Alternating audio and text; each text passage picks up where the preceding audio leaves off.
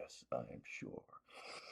All right, what's up, party people? It is Bluebeard Bard live in the Songwriter studio. I'm here with Keegan Clark, aka at Aggressive Punch. We'll ask him what the heck Yeah. that name means because I've been Okay. wondering as I've been typing it in, promoting this show this week. If you don't know, I'm a songwriter, singer-songwriter from Southern Illinois. I love learning about songwriting. I love talking about songwriting. I write a lot of songs. If you want to check out my music, my links are up at the top. If you like what you hear from Keegan, his links are down at the bottom. They're also in the title if you want a clickable link. So with that said, let's get into it. Keegan, how are you doing today, man? I'm good. I'm just recovering from cold, flu, whatever, respiratory illness. My voice is returning. If you watched the last few episodes of Indie Boom Shockwave, you'll know I was like raspy as shit, snorting all the time. I bet I'm an amazing entertainment at the time. Yeah, Well, but I that's couldn't I couldn't stay away from the show, man, even if I was sick. yeah, well, that's good. They've got a great community over there. I hope to build something that strong over the. I mean, he's been doing it a long time. Doesn't happen Mm-hmm. overnight, but Mm. yeah, James is a good guy, very positive, and he's been a lot of help with me um, getting this going. Yeah. But let's see, what do I want to ask you first? Yeah, aggressive punch. What's aggressive punch? Okay, so aggressive punch. That punch is short for poncho. I couldn't fit the full name on X. I see. Okay, Aggressive poncho was my online username go to before I was even a musician, and that I just kind of gotcha. stuck. Okay, Um, I'm no longer. I'm not really. I don't really identify with that name with when it comes to my music. That's kind of like a kind of a again kind of a leftover my online footprint as just a regular a regular person doing shit online. I get you. It originates from it actually originates from a chess inside joke. So Okay. like someone said, I forget who said this or if I said it or something, but it was like, okay, this person's putting on an aggressive pawn show. And So it's pun based at its root. yes, yes, it's pun based. Exactly, it's pun Okay. based. I And I don't I like and then I think I came up with a name later, aggressive poncho, and I was like I don't think at the time it was the first time I wrote it out was my Discord username. Um I haven't uh I don't think I remember why I named it aggressive poncho. I think it was just one of those things that I was it like I don't know why I didn't know why I came up with the username at the time. It just happened and I was like, "Oh wait. No wait. That oh yeah, it was that one time I was playing with on chess.com or something with I don't know." okay, well that's a good enough answer. There's no deep songwriting meaning in it, No. but for the people who know and love Keegan Clark, and that's a little nugget of trivia of lore for you to take home with you. Uh, let's get Hell into the yeah. the good stuff. All right. All What right. why do we write songs? Why do you write songs? I write songs because it's fun. I enjoy I enjoy the process. I like to make songs and I'm sure other people have said this, but I like making songs that I wish that I want out there, I guess, that I want out there in the world. I'm a big fan of electronic dance music. And I just, I started my journey making beats. I didn't do vocals at all. Okay. And got a lot of that old shit on my SoundCloud. Um, but after that, I eventually added vocals.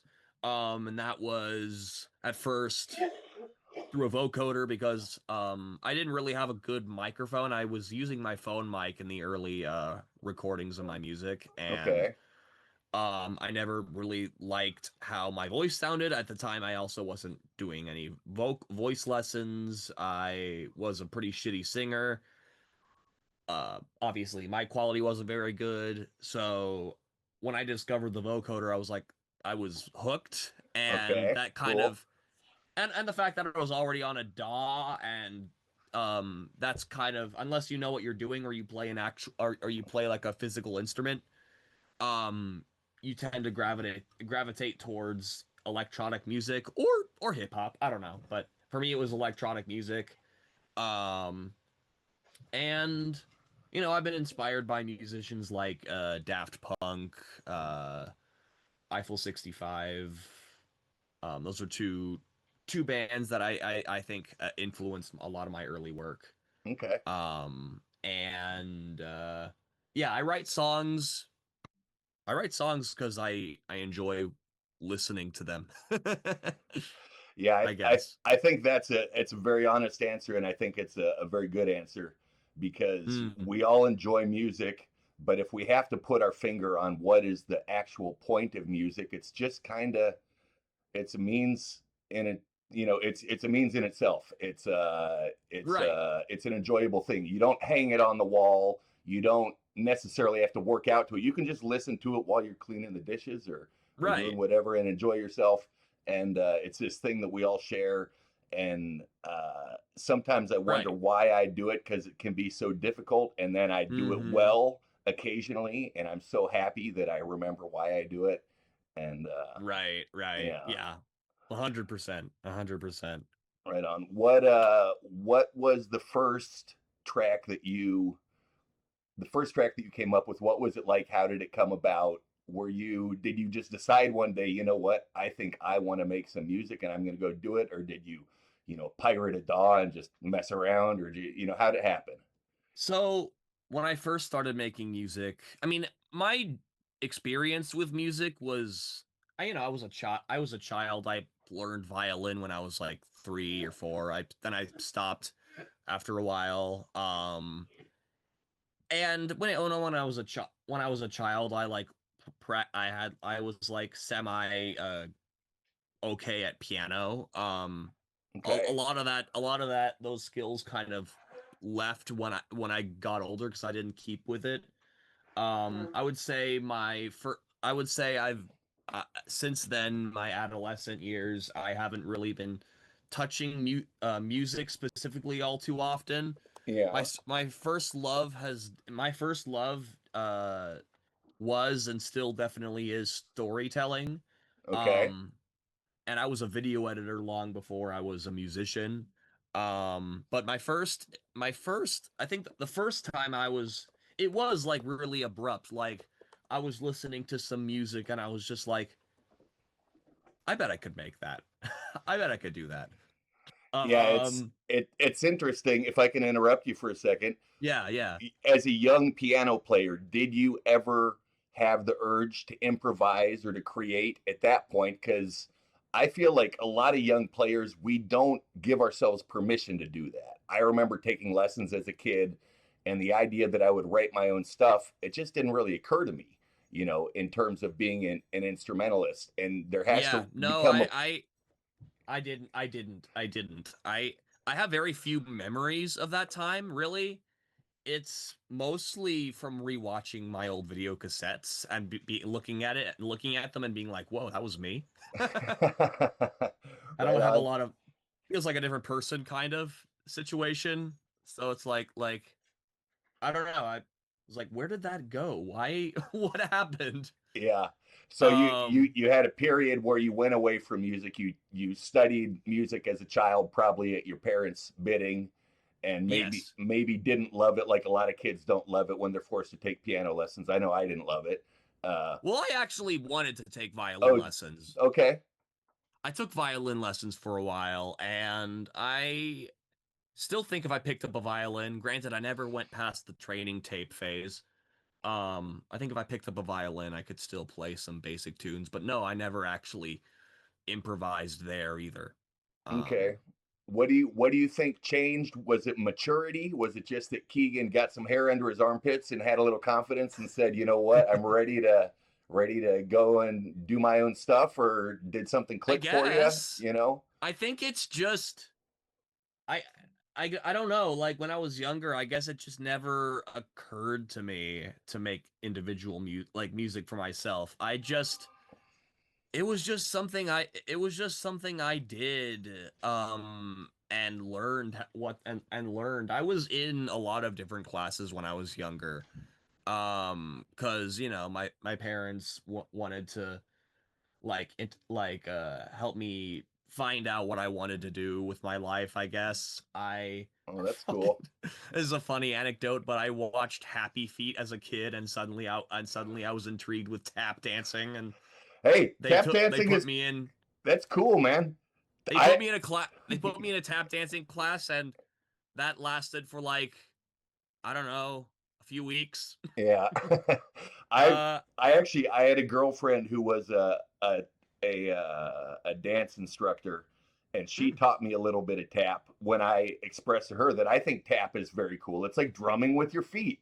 I don't know why it doesn't yeah. have more of a reputation as something that's kind of interesting and cool. Because for most people, tap dancing is dorky as can be. They like, if you know how to tap dance, it's like, all right, take that, and walk with it. We don't want to see that stuff. But I think it's very cool. Yeah, yeah. So I don't know. I think it's great that your parents gave you tastes of different things and let you try different stuff. Because Yeah, yeah. if they had forced you, if they had decided our son is going to be the greatest songwriter to ever live, and they had been coaching you and forcing you into it, you probably wouldn't enjoy it, and you probably wouldn't be doing it anymore. No. You know. Yeah. Yeah. Um, No, I definitely found music my own way later in life. In my adolescent years. I I want to say I started making I want to say I started actually producing music when I was like 18, 19. okay. Um And 26 now. was your first stuff just basic? You said you started producing what, hip hop tracks or EDM tracks or stuff without vocals, I you said. I don't really know what you would call my early shit. I it was very odd and experimental. I wasn't really sure where I was uh like my very first track was I still have it on SoundCloud. It's I don't I mean it's something that it's something that I don't even know where I it's some of those melodies that are just in your head since childhood and you don't know where they came from or Sure. how you got them. Maybe you imagined them, maybe they're amalgamations of things you've heard, or maybe it's an old melody that you've never really that just, you lost to time, I guess, Sure. in your head. That was it. I kind of tried to replicate a song like that in my Okay. head, and it was I just kind of like improvised after that, and it was the song, forget the name of the song. It has a trombone in it. I'll give you that much. Okay. Um, Yeah, I don't know a tr lot of trombone music off the top of my head. yeah. I mean, it's I was still using FL Studio, so it's a trombone sample, but Oh, I got you. Oh, sure. I got you. yeah, yeah, yeah. But God, I don't remember the name of the song, but it went like that was like the bass line. That Okay. was like trombone. I had a hard time because back when I was first working on it, I didn't really understand time signatures or anything. I didn't. I bet if I recreated it now, I don't think it would be in 4/4. I don't know what time signature it would be in, but Okay. yeah, it was interesting. I know Insomniac. You played trombone as a kid. I remember that about you. Yeah, trombone. When I was a kid, all of a sudden, band instruments went from being not very cool to very cool when ska came on the scene. I'm a Mm. child of the '90s, so I lived through the ska new wave and Real Big Fish and all over the radio and all Right, this stuff. right, right, right, I right. actually saw them live before they blew up with, there were like 10 people in the audience, and it was a club that Holy shit, that's held sick. like 300 or 400 people. You know, it was completely empty. No one knew about them. And I got dragged Wow. there by somebody who was like, you got to check out this band. They're dope. And I was like, okay, whatever. But they put, as everyone knows now, they put on a great show. Um, and That's sick. yeah, horn playing is got a boost in the eyes of the pop culture, I think. Yeah. How often does what you write come from your head first, as opposed to noodling on the piano or clicking things in? Do you always hear it first in your head, or no? No, I don't always hear it first in my head, but I would say the songs that are the I would say my best songs are the songs that I hear first in my head versus noodling. I feel like sometimes I just feel like making a song, but I don't have any inspiration, and I'm just sitting at the DAW, and I'll like come up with a beat. Early stages I used to try. I was like just like I started all the time. I started with percussion first.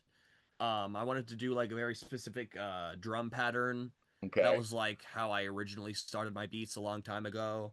okay. And Um, it has that changed? Do you do it differently now, or does it vary? it varies a lot more now. I've gone off a lot with melodies recently. I've gone a lot more off of melodies recently. And again, that's where I get a lot of the inspiration from. I rarely, sometimes I get drum pattern ideas, but Yeah, or a combination of both. I just have like an idea in my head and I want to execute it. And again, I would say the best tracks are from that, and but it's not always the case. Like, and sometimes it's just like one melody, and then I improvise the rest. And it turns out to be like an awesome hit. sure, And many times, in fact, most of the time, I when I'm producing, I have an initial vibe in mind, and then by the time I'm done, it's becomes something entirely different than I anticipated, and it's like, sure. Yeah, okay, isn't that interesting? yeah, I find that getting started is so much. It's not 90% of the work, but it's at least 50% of the work. You know, getting a good right. start and knowing what the vibe of this is and what the feel of this is, and you can Mm-hmm. just say what comes next after this, and then you listen to what you did and say what comes next after this and what comes next after this. And that's, at least for me, when I'm doing the instrumental part of my writing, I spend a lot of time hitting stop and going from the beginning and listening again and re-listening and doing a little bit and then listening again, doing a little bit and then listening again. I don't know. Do you work that Right. way, or do you? I do. Okay, Because again, I started working. I started making actual songs in FL Studio. I didn't really explore any other DAW or anything like that. And a lot of DAWs in general reward loops and stuff like that. sure, So I will often re-listen to stuff. Like, and then what I often do is I'll add elements, and then sometimes I'll arrange it later. Arrange sure, the actual song later. Um, and sometimes I also work on an arrangement. Um, and then later down the line I want to change it up, and then I'll add another composition. I'll oftentimes play with live digital synths. With sure. keys and stuff. I don't really I Until recently I never really played with audio samples, my own or anyone else's. Um Okay, Hell, I would put in even audio samples of like percussive elements. I would put in the piano roll and play like that. I never actually grabbed audio samples and put them in the timeline. um but again, that's getting a little bit technical there. um well, no, I'm genuinely curious, because as a producer who is, or as an artist myself who's more folk oriented, and if right. anything, I'm a little folk pop. I do have an element Mm-hmm. or two of EDM in my music. I use some synths, I use some sequence stuff sometimes, uh, Right. but my my bag of tricks is definitely different than your bag of tricks. So Right. if I were to say that my basic tools are my lyrics, my Mm-hmm. guitar part, Mm. and my melody, I feel Right. like you would have a very different list because you've got all of these elements of production in EDM that I don't even know Mm-hmm. exist. These risers and these drops and these, I don't Yeah. know. Yeah. Yeah, can you talk about that at all? What are the tools of your trade as you see them? Are you a loop guy? Are you a I mean, you're not a loop I guy, you've already said, but what when you reach into your bag, what's the first thing you're grabbing? usually it's a synthesizer. Because again, I usually start my melodies or I start my songs with a melody. Um, sometimes and sometimes it's like a bass line or something. And again, it depends on the kind of song I'm trying to make. I gravitate a lot toward EDM, but I don't always play traditional. I don't always make traditional like four on the floor side chain, heavily side chained Sure, EDM music. I gotcha. I'm a big fan of that stuff, but I don't always do that shit. I would say for the most part, my bag of tricks, and this is stuff that I've learned over the years. I didn't start this right off the bat. I spent a long period of time not using these tricks. But as I've started using them, my I would say my production has improved significantly, and those are like you said, risers and drops, and I also spent a lot of time doing like automated side chaining, where it's like an automation file instead of just like relying solely on the compressor. I gotcha. Um, Okay. that took my production a long way when it comes to EDM stuff, techno. How Um, about like a big thing for me that I feel like I don't get necessarily in production is mm, drums. drums. I use loops a lot for my Okay. drums.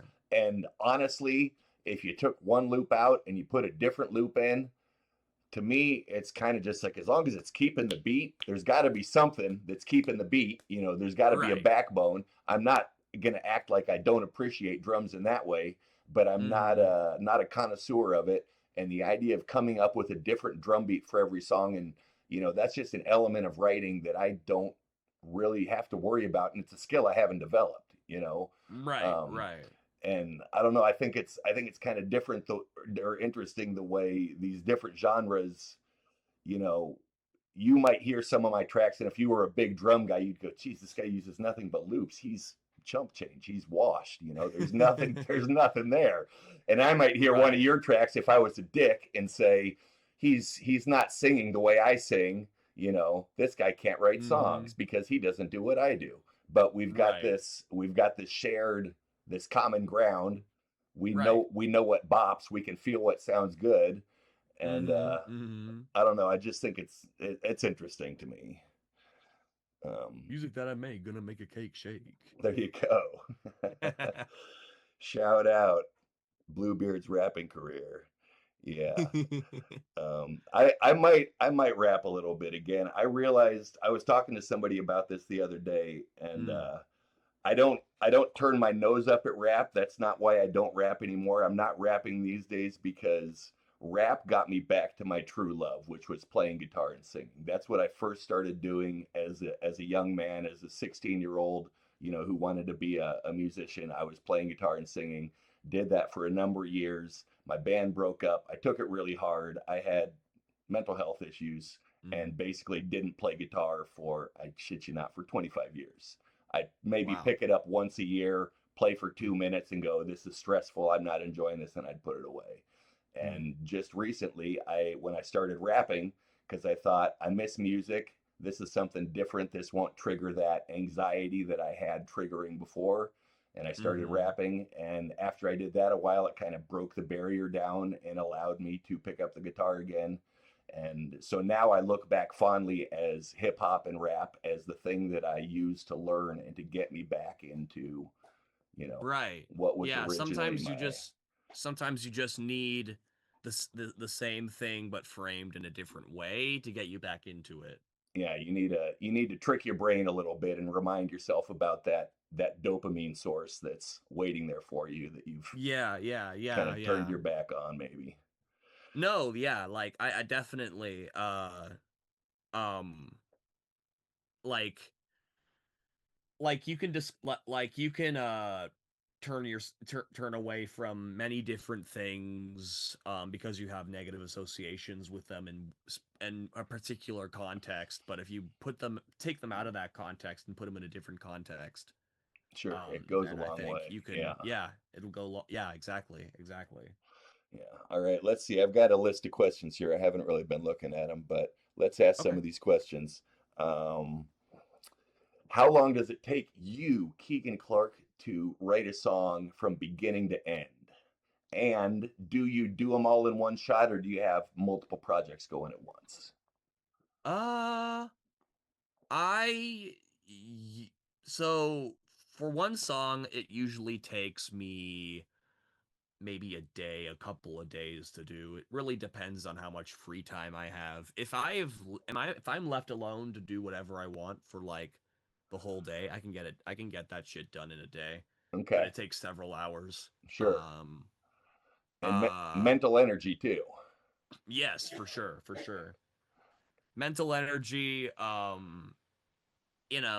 sometimes I'd say the longest parts are me agonizing over minute details that no one else will notice. Yeah, sure. Um Yeah, I uh saw somebody tweet today, a producer tweet, Dub Digga mm, tweeted, uh, I've never had a client call me 6 months later and say, I really love the compression on that 1176, you know, or I really love the way you gated that, that snare or whatever. right. The point being the elements that really stand out to the listener. A lot of times, producer can get caught in the minutia and forget about the things that the melody, the rhythm, the drums, Yeah. the Yeah. chords. Yeah. Um, And I don't remember where I learned this, but there's this thing apparently that if you spend too much time listening to your own track in the DAW trying to fine tune things, eventually everything will just sound bad to your ears and you'll come back, whereas if you come back fresh you'll be like, what the hell was I thinking? This is great. Or something, you know? yeah, sure. Or you'll hear something that should have been glaring, that is glaring, but that you couldn't Yeah. hear because you'd heard it so many times. That I do that all the time. I'll come back and I'll go through my tracks that I've done over the last 6 months and just spend 5 minutes with each one. Just open them up and listen to them. See if anything Mhm. jumps out at me. If nothing does, I'll close it down and come back to it another time. And maybe God, I'll hear yeah. something different. That's another thing entirely. So many times I would and this happens, obviously this happens after I release a song too. I'll go back and be like, what the fuck was I thinking? And a lot of that, and to be fair, a lot of that was before I knew how to learn certain skills. So like that's one thing. But if I had the skill and knew and know how to fix or improve a song that I was working on when I still had that knowledge and I go back and I'm like, God, what the hell? What the fuck? How did I Yeah. miss that? Well, for this song that we're going to listen to today, and we should get to it because we're almost at our halfway point, Mm. how quickly was it done in terms of when you finished it? Did you know right away? I'm not asking how many hours did you put in, but did this one simmer for a year, or did you finish it and you knew shit that's golden, that's done? I'm putting that out. Okay, so interesting thing about parties. Um I picked Parties one because it has its own music video and it's a very iconic song in my latest album, Certified Robots, and it has a long history of being a recreation. This particular song that I selected is a recreation of a much older song by the same name, but with a lowercase letters, Okay. on a much older album called Roby, which is also released on all platforms. And it has a lot of the same elements and a similar hook, but I didn't use anything in this recreation from the old one. Like I didn't sample anything. I didn't use the same project. It was a complete Sure. A recreation. fresh start. Yeah. A fresh start, exactly. A Right fresh on. start. Um and then before I even released it as Parties on my latest album, it was a single and it was called Weed and Sex. Um because those are lyrics in the song. Yeah. Sure. um and the character Roby the Robot has always been associated with it, and this one is no different. It's got Roby the Robot with a looking sexy on a bed with a bong. Yeah, I think it's really interesting the how much weight the title carries in a lot of EDM songs or in a beat. Like if you're you're not a rapper, I don't think, are you? You're not a I'm not a rapper, but I do rap. Okay, well, if you've ever gotten a tape or gotten a file, a folder from someone with a bunch of beats in it, you know, they won't be called like beat 2, beat 4, beat 17. They'll be called like driving on the highway or like under the sunset or like my girl is mad or like there's these, and I just think it's when we have these instrumental pieces and we don't have a lot of lyrics to tell people what the song is about, you give them that first impression, that Parties, and then they carry that all the way through. And I don't know. It's just the title holds a lot more weight in an instrumental piece. It seems like. For real. Yeah. No.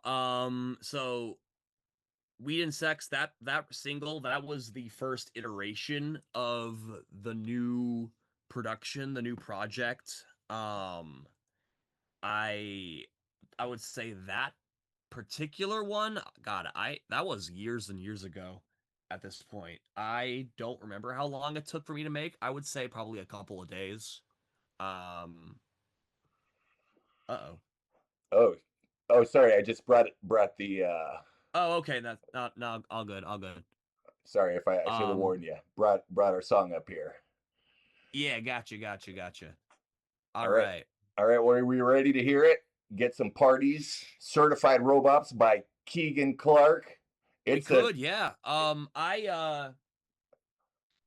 still not quite finished with the lore story, but okay. We could, talk about it after. Finish it up. I'm sorry.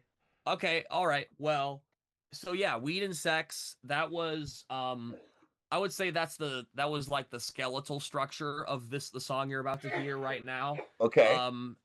For the album, I've since dusted it off, added a drop to it, improved the kicks, basically just improved the mix overall since I've achieved more skill at that. Sure. And I switched it back to Parties with all caps, and yeah, that's it for the song. All right, awesome. Yeah, sorry, I interrupted you with my story and forgot that I had interrupted you because I might be a little distracted by other things, but we won't talk about that right now. Yes, here we go. Parties by Keegan Clark. It's a bop. It's wild. Let's go.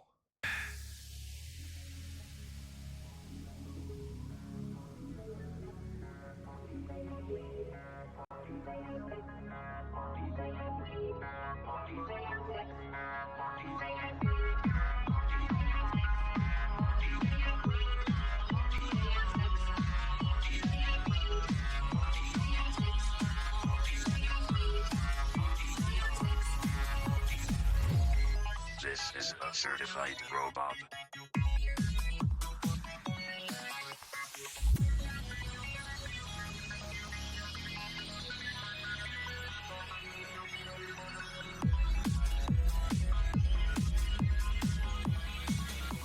Your children go to parties.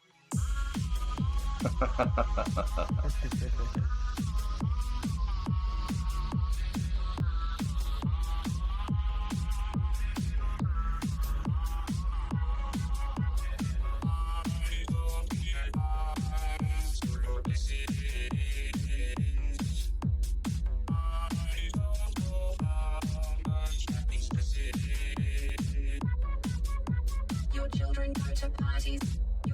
Your children go to parties.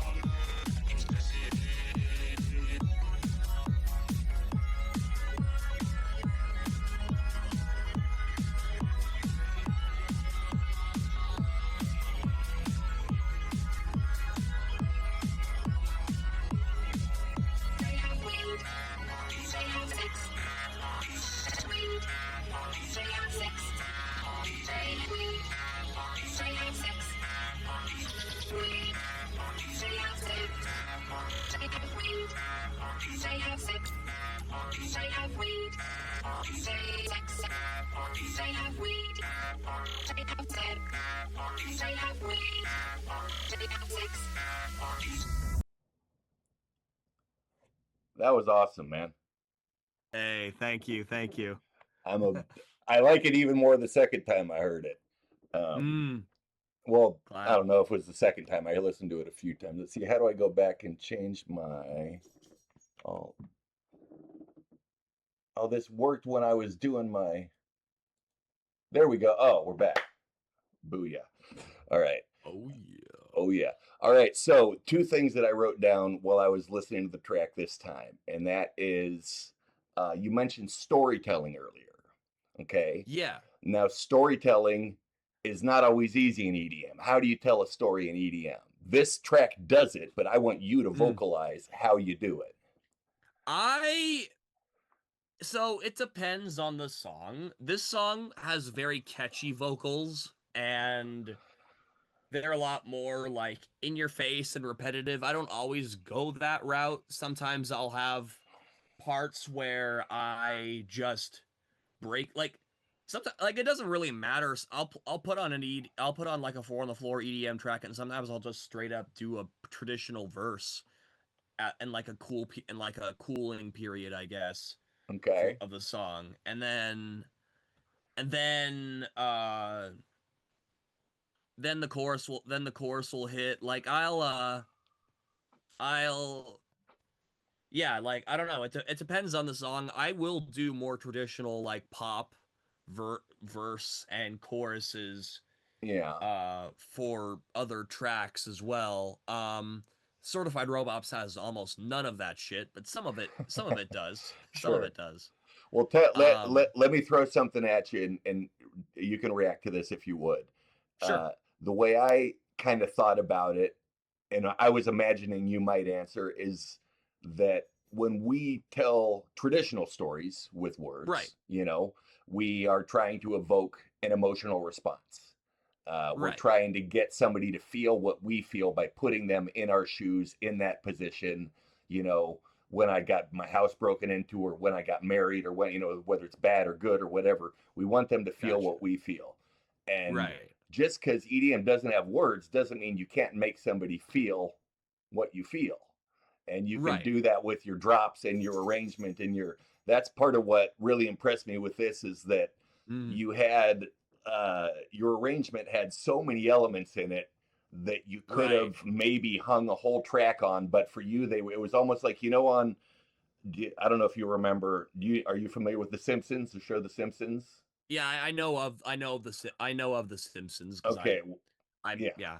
Okay. I don't Well, live under a rock. yes. Okay. Well, once upon a time, it was so hilarious. The writing really dropped off, I think, unfortunately. But they would have so many jokes in each episode that you had to really be paying attention to see the visual jokes in the background. They would just throw away jokes, and Gotcha. other shows that weren't as good would focus on that joke for like 30 seconds because they couldn't come up with anything else before they moved on to something else. And I'm trying to relate your song and your production style to those Simpsons episodes, because you had so many elements that you could have hung a whole song on. You could have lingered on this little flutter of the treble part, or this little bass rise, or this little whatever. You could have hung on them for longer, but instead you just kind of hit them and moved on, and it really kept the fucking thing going. I mean, the energy was up. It was really good. Yeah, thanks. I would definitely say that's a product of my work ethic and the way I operate in general. I don't tend to stay still too often. I don't tend to focus on one thing too often, or in general, like, just I don't know. To judge it, I don't have the patience for it. Well, but some people don't have the patience to do the work. Some people come up with that's true. Yeah. come up with 3 ideas, and they say, "Shit, I could come up with 2 minutes of music out of these 3 ideas if I just repeat them. If I do 1 2 3 1 2 2 1 2 3 2 1, I can make this work." You've got 25 ideas in each, and I know you repeat. To the untrained ear, it might not seem that way because you're repeating a lyrical sample and it hits multiple times. But going on behind that and around that, a lot of stuff. And yeah. I just appreciate that as someone who is not a great producer, and I write the more traditional bare bones lyrics and chords and melody. It's Mm. nice to see EDM where they're not just relying on it's Right. nuanced and Right. I tend to not love EDM, but I really like this, so I guess that's a good compliment to Yeah. give. No, a particular like a generic four on the floor fucking side chain with a generic bass, like that would bore me to death after a while. I have to have constant stimulation Yeah, and variety. Um that's like I guess you could call me a dopamine fiend because I need my songs to be exciting. I need change. I need yeah, James says ADHD. Yeah. Yeah. Yeah. Yeah. how how wait a second, I'm not there we go. Is this song have a subtext? Is it, Subtext. that is to say, on the surface, it's weed and sex, parties, weed and sex, fucky, Right. Right. My question is, was this meant as sort of a ironic look at parties? Is it like, how do you characterize this song in terms of tone? Okay. Is it a song to have sex and smoke weed to, or is it a song to, what do you do to this song? It honestly, I don't really care what you do to this song as long as it's legal. But uh um but I would say the subtext of the song is definitely a cautionary tale. Okay, Um that's what I was wondering. to not like I guess to not like party too hard or get like I don't it is has a lot to do with Roby's character as well, like Roby's Okay, lore. He was so he has kind of a tragic backstory, but suffice it to say he struggles with depression and loneliness and isolation, and okay, to, to cope with that he often parties and does drugs and okay, just you know uh I don't know, like just have him just to like distract himself and have him forget about his life and sure. um That's shit, man. That's existence for a lot of people. I yeah, mean, we're not yeah, robots, but we might as well be for a lot of us. Going and punching the right, clock every day, driving the same commute and eating the same food and watching the same TV at night and whatever. right. I mean, yeah, Yeah, no, that's an awesome analogy you just did there. Yeah. Um but I would say separating if you separate it from Roby, it's also just the theme, the generic topic of the song is literally just the equivalent of like, hey, did you know that your children go to these parties and they have weed and sex? It kind of has that angle too, where it's yeah, like maybe parents are a concerned parent or something. sure. Your Yeah, children it go, seems like it's winky. It's a little winky and fun, but yeah, yeah, it's also like fuck yeah, weed and sex at the same time. It's like yeah, two things, two sides of the same coin. yeah, Um, yeah. which Like it is, like it kind of touches it. It's a cautionary tale, but it also kind of like lightly, just ever so slightly, makes fun of, I guess, people who are a little bit more like conservative on that spectrum. Like, oh, they have weed and sex at this park. Like, I don't marijuana know, and like, intercourse, they're yeah, intercoursing each yeah, other. yeah, or just like I don't know, like pearl clutching types. Sure, sure. But it is also meant to I don't know, be a cautionary tale and to not, yeah. Okay. How about There are a this? lot of Oh, go ahead. uh no, I don't remember what I was going to say. Okay. Well, I was going to ask you, how difficult was it to choose this particular song for this? I mean, not like this is a big showcase and it's a great opportunity, but for a song that you had to sit and talk about for an hour with a stranger, you know, Mhm. was this an easy choice? Was this just the best song you had, or was this the song that was the deepest, or the song that was the most? Why this song? I would say I picked this song one because of its relevance as being part of my latest big release, and also it having its own music video, which is still my channel trailer to this day. Definitely my biggest one, I guess my publicity, the biggest one I'm promoting.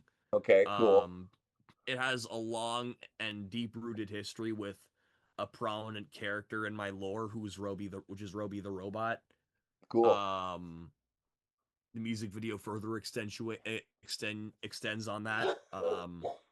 And uh, I also picked Parties because it has a lot of lore. It has a lot of history to the track production. Like, Sure. because again, it started as a completely different song on a much older album when I was just getting my feet wet when it comes to production and stuff. Barely knew any of the tricks I do now. And then recreated it later, and yeah, I think it had the longest journey and the biggest evolutions. It was close though. I was tempted to pick a few others, Yeah. but I did it. I ultimately landed on Parties for all of those reasons. Cool. Cool. How about, Yeah. let's see, and go back to my list here. Oh, I think this is, for what it is, I'm gonna give this song 4 stars out of 4. It's a perfect song, but I'm not an expert Hey. on EDM. You are. So tell me Hmm. if you could tweak anything about this song after the fact, now that it's out there, you're done with it. Is there anything that you hear now and you go, oh shit, I wish I could anything like Hmm. that? Yeah. I like it. It's interesting in hindsight. Hindsight is 2020, and I will say that so like external negativity does have an effect on your own perception as well. Um and but I would say in hindsight I kind of wish I'd slowed the tempo a little bit more. I don't Okay. know. Like, I'm not a big fan of how fast it is Okay. in hindsight, but I don't know if that's a problem with the song as much as my own tastes in hindsight. I don't know if I'd go that fast again with a song Sure. like that, but it, it's still it's still a pretty good It, track in it my holds opinion. up. It holds up very Yeah. well. It's something I'm always curious about because sometimes I'll put out a song and a Mhm. year later I hear it and I think, shit, I nailed it on that one. That was Yeah. good. And sometimes I'll listen to something and I'll go, I did not nail it on that one. Right, right, That could right. have been better. Yeah. Uh, And I would say I'm thinking about one thing I've considered doing is making like a slowed down reverberated version of the song, because that's a common thing producers do, is they'll have a version of the song where they slow it down and they add a shit ton of reverb, and it okay. kind of it gives it like a very different quality. I already did that with another one of my songs on the same album, Silicon Valley, and planning on maybe releasing that with a remix album that's coming out as soon as I wrangle all the producers. Cool. Um, yeah. All right. How about this? When you write, do you arrange as you write? You kind of already alluded to the answer to this, but I want to focus on it a little bit in terms of when you do you just write a bunch of elements and say, I'm going to figure this out later? Or do you know this is going to be the intro and this is going to be the end and this has to go, you get what I'm asking? I 100% improvise. Okay. One thing leads to the next, and then that leads to the next, and I don't have an end. Many times I don't have an ending in mind. In Okay. fact, I would say pretty much all the time I don't have an ending in mind. I don't even have an end vibe in mind. Like, I'll have this idea in my head and then it just turns out to be something more like this. I would say more recently, when I've been taking ironically, some ADHD meds, I've been more Yeah. capable of sticking with with one vibe and actually trying to bring it home. And I think I succeeded in that with a few songs I have yet to release. But um, but even then, it's still like I have no idea. I have no idea have a grand master plan of the entire structure of the song and how it's going to play out from beginning to end. I gotcha. Um, How about when you're adding some of the elements, like I guess mhm. some of the more nuanced elements that you're only going to pick up in the headphones. You're only going to appreciate if you're a producer. Does that go in the first draft, or does that come at the end? You give like a pass that's just a rough pass, and then a pass that's a arrangement pass, and then a pass that's a mixing pass, and or does it all It's kind of come together for you?